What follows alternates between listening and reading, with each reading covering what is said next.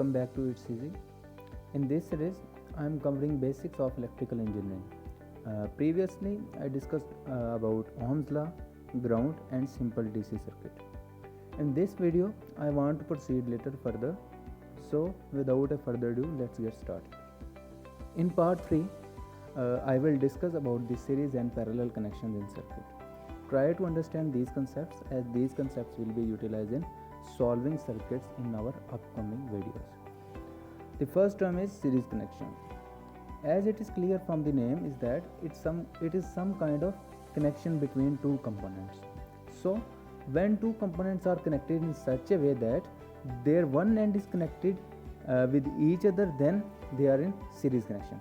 Suppose if there are three resistors in series with each other, then their equivalent will be R1 plus R2 plus R3, or simply we can say that they will be added. Let's understand it through animation. Looking at this diagram, we can see that there are three resistors connected in series. How do we know that these resistors are in series? The answer is simple. As I told you earlier, when two components are touching each other through only one end, then they are in series. If we look at green line, it is a connection between resistor 1 and resistor 2, and this connection is through only one end of both resistors. Similarly, we can see the red line is the series connection between resistor 2 and resistor 3, as they both are making connection through touching only one end. As I told you above, what will be their equivalent?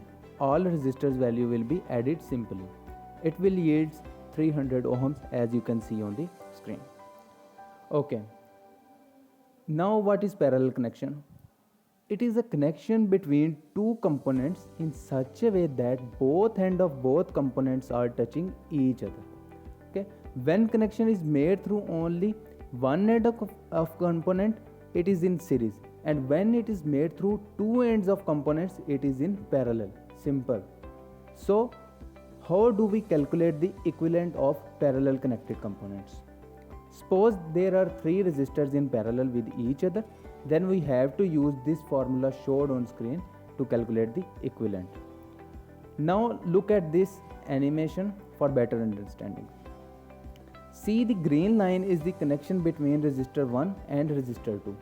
If you look closely, you will find out that this connection is made between two components using both ends of both component. Okay, so these two resistors are in parallel. What about this third one? Yes, it will also be in parallel with both of these resistors. How? See the red lines closely and you will find out the answer. It's simple. You can calculate the equivalent using the formula mentioned above. The equivalent resistance here in this case is 33.334 ohms. Now moving forward, sometimes we need not to solve the parallel connections through given formula. It's shortcuts who made our life easy in some cases. Let's see. You have got a circuit where there are two resistors of same value, okay, are in parallel connection.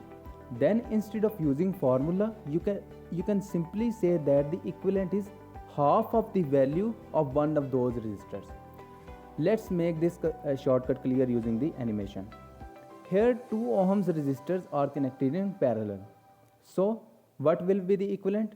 As I told you just now, when two resistors of same value are in parallel, then the answer is simply the half of the connected resistor value, which is in this case is 50 ohms, which is obviously half of the 100 ohms.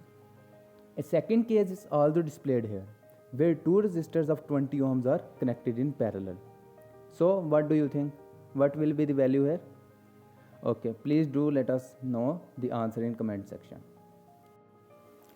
Finally, let's discuss about both series and parallel connections in the same circuit. As you can see, these 100 ohms resistors are in parallel, and through shortcut we can say that the equivalent resistance of parallel resistors is half of the value of resistors, which is here is 50 ohms.